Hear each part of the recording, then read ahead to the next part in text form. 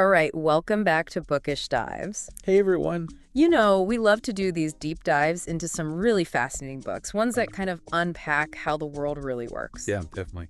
So if you're new to the show, welcome. If you've been with us for a while, Welcome back. you know how this goes. This time we're digging into Confessions of an Economic Hitman. That's right. And this one is a bit controversial. John Perkins, the author, claims he was a highly paid professional. Yeah, an economic hitman. He says that was his actual job title. Can you even imagine putting that on your business card? Economic hitman, that's a conversation starter for sure. Right. But this book, it's not just some thriller novel. No. Perkins lays out a really disturbing system, how countries around the world get cheated out of, well, he says, trillions of dollars. Wow. And all that money ends up in the pockets of, big corporations and a small group of super wealthy families. And it's all kind of orchestrated through organizations like the World Bank and USI, right? Exactly. Yeah. It's not just, shady business deals. No. Perkins talks about fraudulent financial reports, rigged elections, payoffs, extortion. Even sex and murder. Yeah, I mean, it gets pretty dark. It's like a game with incredibly high stakes. Perkins calls it terrifying, especially in this age of globalization. And the thing is, he claims this is all true. Right. It's his story, not fiction. And getting it published, that was a whole other battle, he says. He had to find a publisher with a lot of courage to take this on. So why did he write it? Why tell this story? Well, he wants to expose how we got to where we are today with all these seemingly unsolvable crises. Like climate change, endless wars. Exactly. He even connects the system to 9/11 and the war in Iraq. It's a pretty bold claim. And the preface hits you with a really jarring statistic. He says 24,000 people Every single day. die from hunger and related causes. And he doesn't think it's a coincidence. He links it directly to the economic forces he was a part of. Yeah, it's heavy stuff. And you know what's interesting? He actually uses the term economic hitman. Like, unironically. Yeah, like it was a common phrase, EHM, for short. Wow. Then there's this character, Claudine. Perkins calls her his teacher. She basically recruits him and lays out the whole thing. What's she like? Well, she's the one who tells him his mission is to become an EHM. And secrecy. It's non-negotiable. Even from his own wife. Can you believe that? That's intense. And you can tell she's a master manipulator. She picks up on Perkins' weaknesses and uses them to make sure he stays loyal and gets the job done. Wow. And is this whole system built on the idea that economic growth is good for everyone? Right, that's the idea they push, but Perkins starts to see the reality is way different. The benefits mostly go to those at the top, and for most people, it doesn't get better, it might even get worse. And then there's this whole cult of the captain of industry, right? Yeah, like they're these special figures, untouchable, and their greed is somehow a good thing. But that kind of thinking, it's dangerous. Perkins thinks it's at the root of a lot of the problems we face globally. So buckle up, folks. We're going deep into the world of economic hitmen. Perkins' story is full of financial schemes, hidden agendas, and it all has a huge impact on all of us. Let's break it down. The book really reveals the core function of an EHM. It's about creating a system where countries, entire nations, become dependent on what he calls the corporatocracy. It's like they're setting a trap, using loans for infrastructure projects as bait. And these aren't your typical loans. Oh, no. There are strings attached. Like the borrowing country has to hire U.S. engineering and construction firms. So the money never really leaves the U.S. Right. It just goes back to these big corporations. But the country is still on the hook for the whole loan plus interest. And that's where the leverage comes in. When the debt becomes too much to handle, the country defaults, and then the real demands start coming. It's like something out of a mob movie. Control over UN votes, military bases on their land, access to precious resources. Like oil or the Panama Canal. Yeah, exactly. And Perkins admits he was part of this machine, and he uses Ecuador as a prime example in the prologue. He says his work there, alongside other EHMs, left Ecuador way worse off than before. Seriously. Yeah. He gives specific numbers. After the oil boom in the 70s, poverty went from 50% to 70%. That's a huge jump. Unemployment, same thing, from 15% to 70%.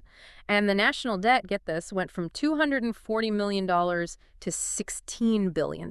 Oh my gosh, so the boom didn't help anyone but the elite? Right, the portion of resources going to the poorest people actually dropped from 20% to just 6%. That's heartbreaking. It really shows how the system works.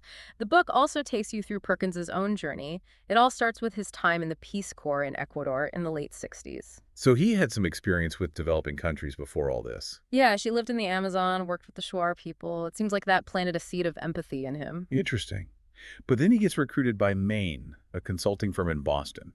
And that's where he gets molded into an EHM. He thought he was just an economist, crunching numbers for these big projects. Right. But it turned out to be something much more sinister.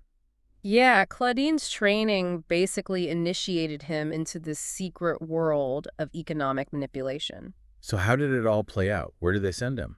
Well, one of the first big examples is Indonesia. He had to come up with these rosy economic forecasts to justify building a huge electrical system. And they wanted him to inflate the numbers. Oh, yeah.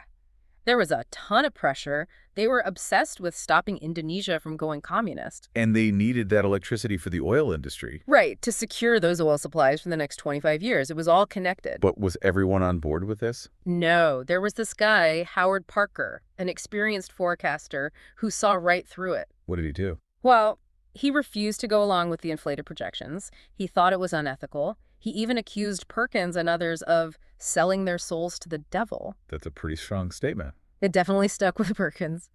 And then seeing the contrast between the lavish lifestyles of the American executives and the poverty of the locals, that started to bother him too. You can see the seeds of doubt starting to grow. Yeah, he meets this young Indonesian guy, Razi, and others who give him a different perspective on U.S. foreign policy and the impact of Western greed. So he's starting to question things. Absolutely. And then there's Panama.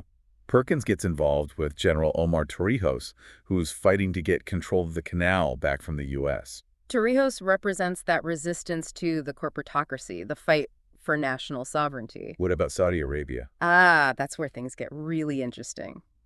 Perkins calls it the money laundering affair. What happened? Basically, they created this system where Saudi oil money would be funneled back into huge infrastructure projects built by, guess who? U.S. companies. So the Saudis get U.S. support, and the U.S. gets guaranteed oil. It was a win-win for the elite, but not so much for the average person. And Perkins was right in the middle of it. Yeah, he had to convince key figures in Saudi Arabia, including a prince, that this was a good deal. Talk about pressure. And then there's Iran. The Shah is trying to modernize the country. They didn't need loans, though, right? They had oil. True, but the strategy was to make the Shah a symbol of progress, fueled by these massive U.S.-backed projects. So it was more about control and influence than money. Exactly. But even there, Perkins meets people who are skeptical. Like who? This guy, Yamin, who's worried about the environmental and cultural impact. He sees the Shah as a puppet of the U.S. So the resistance is growing everywhere. And then things get really tense when Perkins bumps into an old friend from college, Farhad, in Tehran right before the revolution. That must have been intense. He sees firsthand the anger and resentment towards the U.S. that's brewing. And what about Colombia?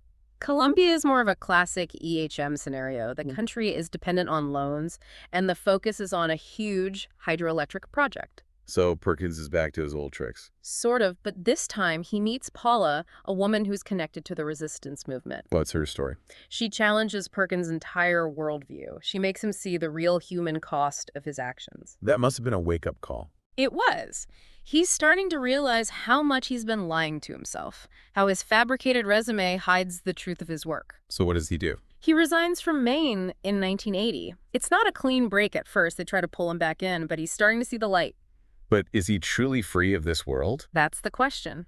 And then things take a dark turn. What do you mean? The presidents of Ecuador and Panama, Roldos and Torrijos, both outspoken critics of the U.S., die in suspicious plane crashes in 1981. Wow, that's eerie.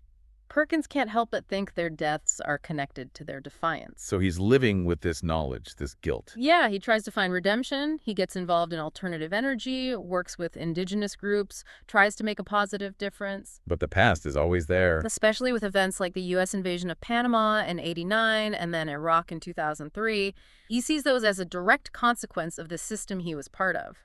And then 9/11 happens. He's at ground zero, and he meets this Afghan man who tells him about the suffering caused by U.S. intervention. That must have been a powerful moment. It solidified his decision to tell his story, to expose the corporatocracy. He sees the pattern repeating itself. Exactly. And then there's Hugo Chavez in Venezuela. Another leader who challenged U.S. dominance. And Perkins worries that the U.S. will just try to undermine him instead of addressing the real issues. It's a cycle of exploitation and violence. That's the core of Perkins's argument. So to wrap this up, the main point of Confessions of an Economic Hitman is that EHMs are used to make countries dependent on the corporatocracy through these tricky loans, leading to debt and control over resources or political leverage. And Ecuador is a perfect example.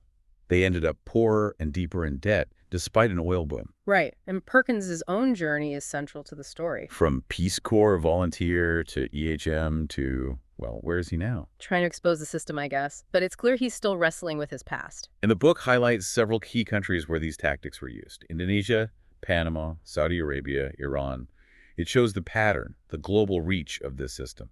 And Perkins's struggle with his conscience is really compelling. His relationship with Howard Parker, who wouldn't compromise his ethics, and then his encounters with Razi and Paula, who showed him the real impact on ordinary people. He couldn't ignore it anymore. And his eventual resignation from Maine, his reflections on the corporatocracy's role in events like the Iraq War, it all points to the larger critique of U.S. foreign policy. It's a question of morality, of sustainability. Can this system really continue?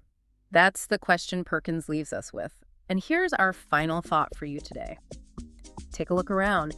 Think about the unseen forces that might be shaping the world, the debts and dependencies that we don't always see. It's worth considering. What's really driving the decisions that affect our lives? Who benefits and who pays the price? Exactly. And if you found this deep dive helpful, be sure to follow Bookish Dives for more daily summaries of insightful books. We're here to help you understand the forces shaping our world, one book at a time. So until next time, keep reading and stay curious. See y'all next time. Bye.